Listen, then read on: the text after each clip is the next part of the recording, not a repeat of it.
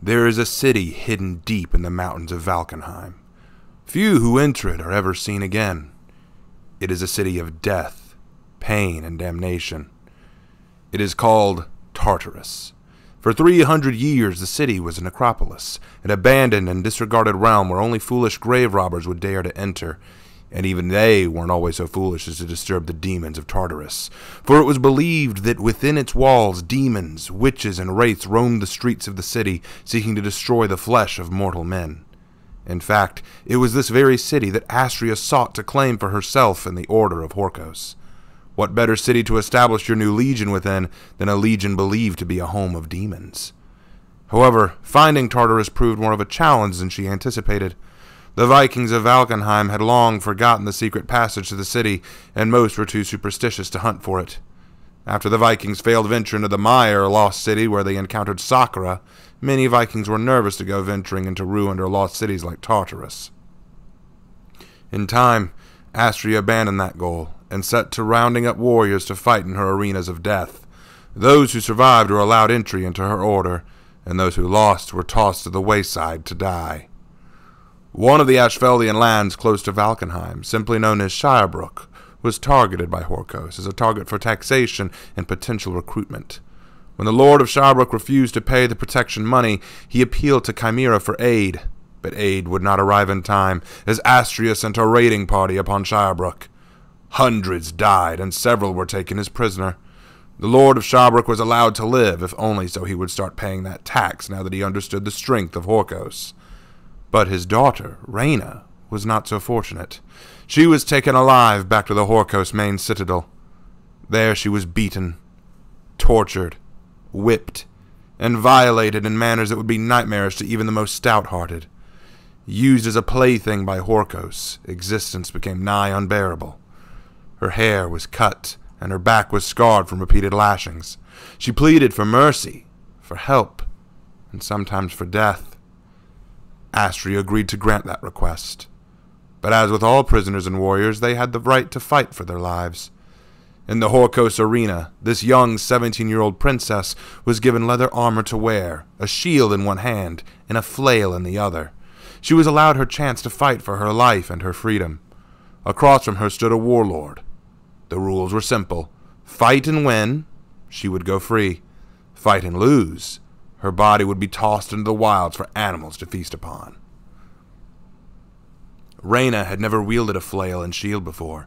She had no idea how to withstand the furious strikes of the warlord.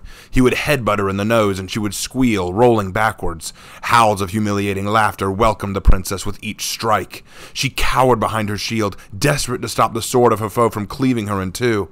Jeers rained upon her like stones upon a heathen. Pathetic. Weakling. Stop hiding behind your shield and fight. Hurry up and die, you trash. Lay down and die, princess. The jeers brought tears to her eyes, but they were not tears of pain, rather of anger. She had never done anything to deserve this. She'd never held a weapon or fought against anyone in her life, and now they expected her to hold her own against a seasoned warrior? This was no fight. This was meant to be her execution, and they all knew it. Her hiding behind a shield was just drawing out her death. Fine.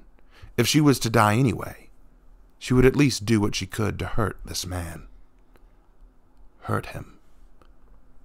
Reina had never hurt anyone, but she would figure out how now.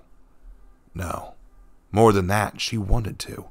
She wanted to hurt him. As the warlord swung down with his sword, she jumped to the side and swung her flail at him. It struck him across the head, and he staggered. However, as the flail bounced off of his helmet, it came back at her.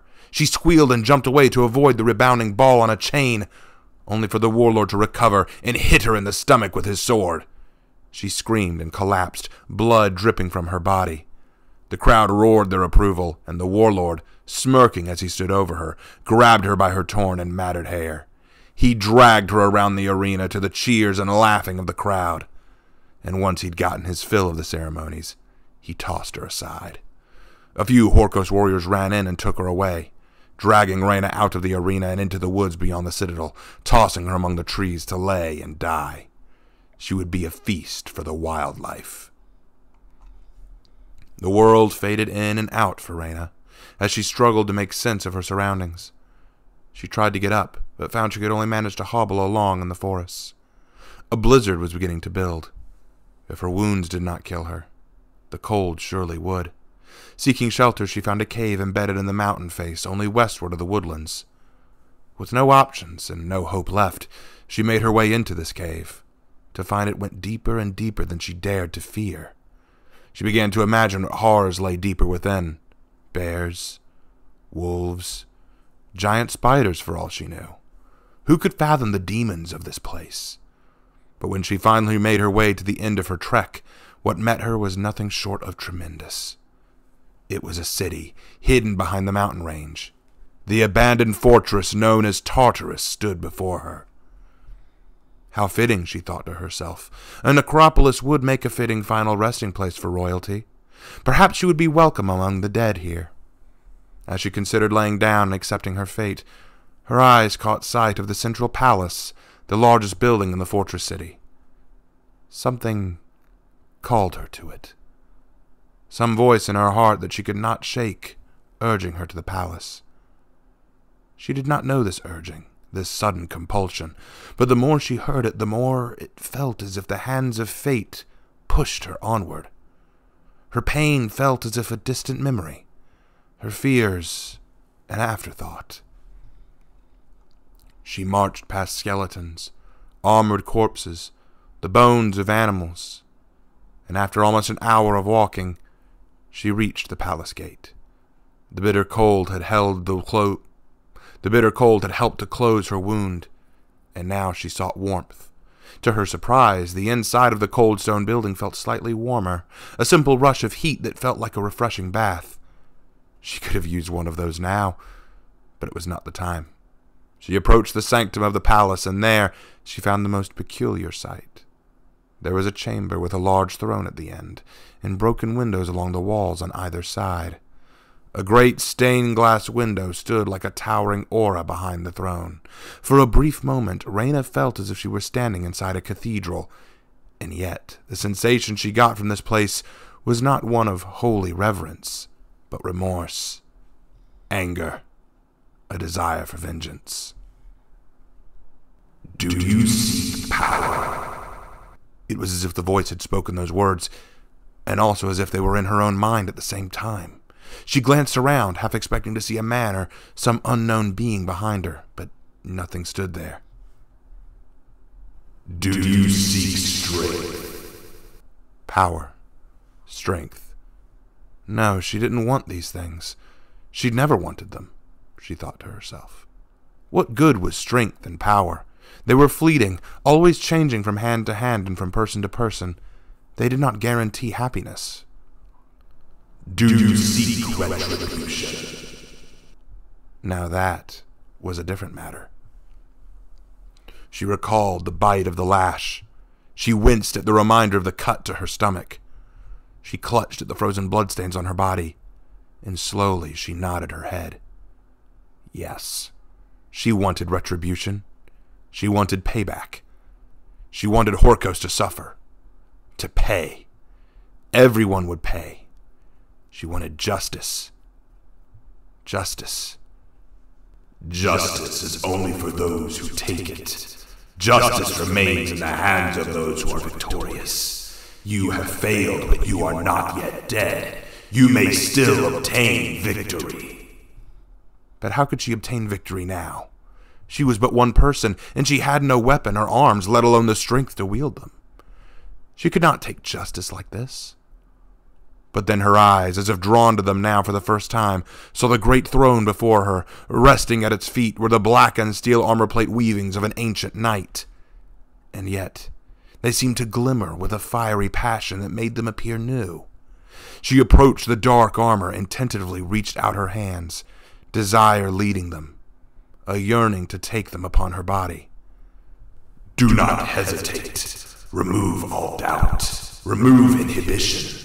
Become a judge who will not yield to cowardice such as this. Strike down those who would defile honor and righteousness, so they may instead taste the fires of damnation.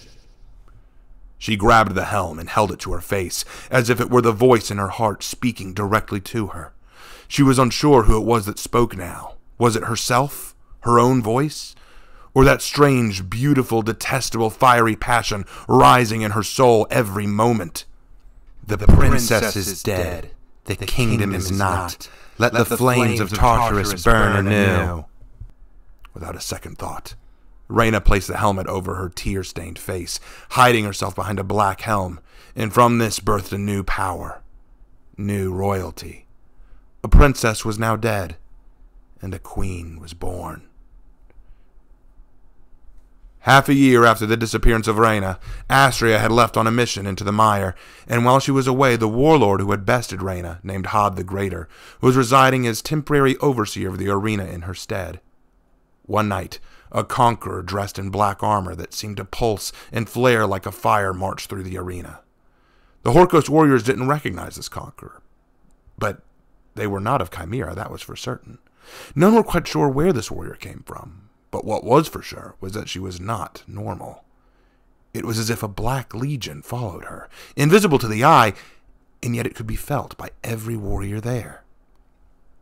She approached and called out for Hod to show himself. She wanted to challenge the Horcose arena champion to a match and prove his merit. Hod, in keeping with the rules of the arena, answered the challenge and met the conqueror in the arena. The two warriors rushed at each other with a spirit, but something wasn't right. Hod kept trying to break through her guard, but she was slippery, sliding out of his strikes and then slamming him back with her shield. He tasted the steel of her shield again and again, knocking him against the wall of the arena. She then swung her flail into his knee, and he howled as his kneecap shattered under the blow. But she didn't stop. She sidestruck him again, hitting him across the jaw with her shield, and he collapsed. She then climbed on top of him and slammed her shield tip into his spine, severing it. The warlord screamed in agony as he lay limp, unable to even lift himself off the ground anymore. He waited for her to finish him, to kill him. Instead, he felt the chain of the flail wrap around his neck, and the conqueror began to drag him across the snowy ground as the stunned, silent audience stared in disbelief. What they were staring at was no mere warrior. It was a queen of demons. She then tossed the broken warlord aside, and as she walked around, she walked towards him again, broken, pleading, whimpering. And then she spoke, and the voice, while hers, didn't sound quite natural. Detestable sinners who would presume to claim dominion over this land, I damn thee to burn in the fires of war that you worship.